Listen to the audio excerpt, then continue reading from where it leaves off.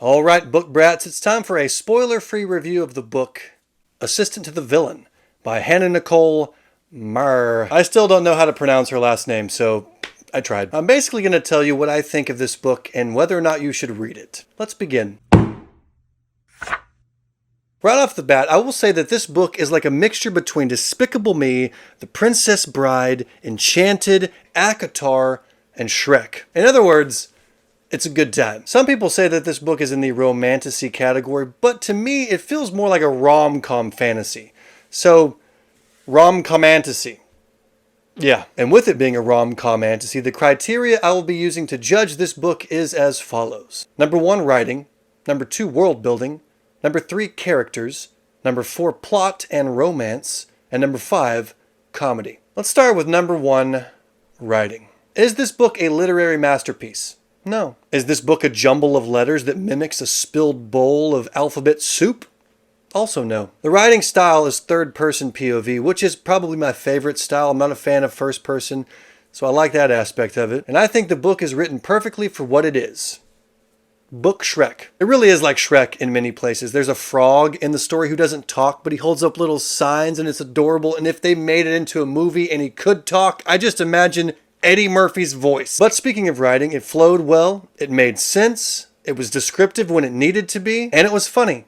But more on that later. The point is, the writing is average, but enjoyable. So for that reason, I'm going to give writing 3 stars. Moving right along to number 2, world building. Now here's the deal, we're not breaking any new ground in the fantasy genre here, but that's also not what we're trying to accomplish with this book. This book is not about a whole new world. Right? It's not about a dazzling place that we never knew. It's about a world that kind of feels like home. We're used to it. It's understandable. It's predictable, but it's also filled with some good characters and some good laughs. I do like the world she created. It's just not a very descriptive world in the sense of world building. I mean, the magic system itself is more vague than the plot in a story told by a 5-year-old. And you're just sitting there as a proud parent with a fake smile.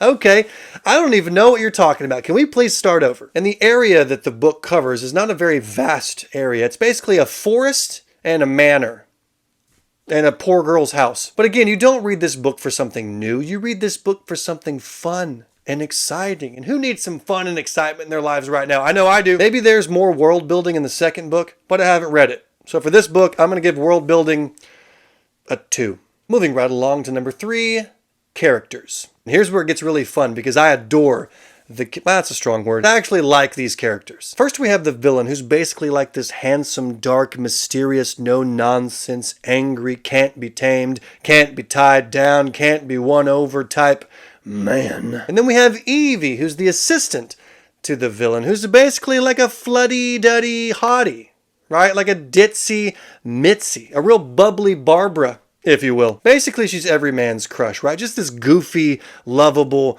clumsy, silly, attractive, put a ring on it before it gets away from you type woman. And their interactions make for a really good time because he's Mr. Order and she's Miss Chaos. He's the brain and she's Pinky. She's basically like Agnes coming to live with Gru, except in this story, Agnes is a hot adult woman and Gru is a hot adult man. Probably not the best example to give. The point I'm making is it's good chick flick material. We'll leave it at that. But my favorite character, although I do like those two, has to be the frog. The frog is mentioned in the prologue. Oh, that rhymes. The frog is mentioned in the prologue, so it's not like I'm giving you a spoiler right now. But he's the best character. I need more of him. He can't talk, but he does hold up these little signs that have different words written on him, and he's wearing a crown, and it's freaking adorable. I want to learn about him. I want to hear his story. I want to understand his mind. I also want to put him in my hand and pet him, and then whenever I'm done petting him, I want to put him back in my bucket. Needless to say, there weren't a lot of characters in this book, but the characters that the author did provide, I thought were great. So for characters, I'm going to give it a 4. Speaking of 4, moving on to number 4, plot and romance. I'm putting these two together because, like I said, this is a rom-com fantasy, so I feel like they deserve to be together. But I will say this, there is 0 spice in this book. None at all. So if you're the type of person who's looking for that hot, steamy, come on somebody, that was a poor choice of words. I meant it like the excited expression, like come on somebody, not the literal, let's move on. Anyway, if you're that type of person, you're not going to like this book. because it has none of that. I mean, like the giddy, cute feeling you get whenever you watch Matthew McConaughey in a movie. The plot is a lot of fun, but it's not your normal type of book. It's a different feel. There's even a couple of twists and turns in the book. I mean, nothing like Game of Thrones style stuff. It's not like you're driving your car and all of a sudden you see a wreck and you think, oh my gosh, that came out of nowhere. How did that happen? I need to learn more. It's more like you're driving your car and you pass by a new building and you think to yourself, oh, I didn't know they put a Wendy's there. Fun. And the only romance of the book is like a slow burn, cutesy build-up. Again, zero spice. Get spice out of your head, put it on the counter. It's not in this book. This book is like an edgy Disney, which I guess is just DreamWorks. Long story short, you can't scratch your fantasy itch with it, and you can't scratch your pervy naughty girl itch with it. But it is a lot of fun. I can't stress that enough. So for plot and romance, I'm going to give it 3.5. Moving on to number 5 and our final category, comedy. I found myself laughing out loud at certain parts of this book. I also found myself exhaling bursts of wind out of my nostrils, which is also acceptable. I thought the comedy was great. I thought the wit was in there. I thought the goofiness was in there. I mean, if you've ever seen any of this author's videos on social media, you'll understand that she's a funny person in general. But sometimes it's hard to translate that from video format to book format, but I think she makes that move nicely. I thoroughly enjoyed the goofy aspects of the story, especially from our girl Evie. She's my favorite character in the book, other than the frog, but maybe my favorite female character in a book in a long time. And it also has serious elements too, weaved in and out, which is nice. So for comedy, I'm going to give it a 3. Long story short, I love this book. I'm going to read it again. I had a good time with it. You know, they talk about palate cleansing books that you read in between big series. Is it series? Or is it just series with an apostrophe so you don't say the extra S? Series. I read a bunch of series today. Series.